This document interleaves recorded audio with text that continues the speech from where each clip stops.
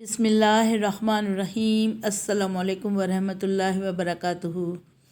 موت ایک ایسی حقیقت جسے قبول کرنے کے علاوہ کوئی چارہ ہی نہیں۔ موت کا کوئی انکار نہیں کر سکتا۔ موت ایک ایسی حقیقت ہے جس سے کسی کو بھی مفر نہیں۔ جب پیارے نبی کریم صلی اللہ علیہ وآلہ وسلم کو موت آ کر رہی تو پھر دوسرے کی کیا بات۔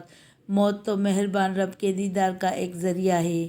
اگر آدمی کا انتقال نہ ہو تو اپنے رحیم و کریم رب کا دیدار کیسے کرے گا؟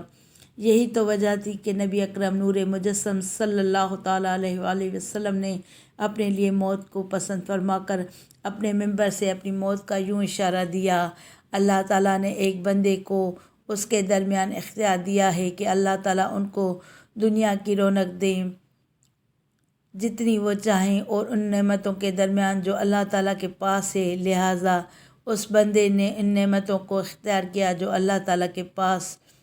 ابو بکر رضی اللہ تعالیٰ عنہ سمجھ گئے کہ نبی کریم صلی اللہ علیہ وآلہ وسلم نے اپنے لیے موت کو پسند کیا، لہٰذا رونے لگے اور فرمایا، آپ پر ہم اپنے ماں باپ قربان کرتے ہیں۔ بخاری شریف کی حدیث ہے۔ قرآن کریم میں ہے کہ کل نفس ذائقۃ الموت، سورہ آل عمران کی آیت، ہر جاندار کو موت کا مزہ چکھنا ہے۔ چنانچہ سب کے سب انبیاء اور رسل، صحابہ و تابعین اور اولیاء و صالحین کو اس جہان سے کوچ کرنا پڑا۔ ہم سب کو بھی ایک دن اللہ تعالیٰ کے پاس جانا ہے۔ یا اللہ عز و جل ہمارا خاتمہ ایمان پر فرمانا اور آخرت کی کامیابی عطا فرمانا۔ آمین ثم آمین۔ صلی اللہ علیہ حبیبہ سیدنا محمد و آلہ و صحابہ اجمعین وبارک وسلم۔ صلو علی الحبیب صلی اللہ تعالیٰ علی محمد صلی اللہ علیہ وآلہ وسلم۔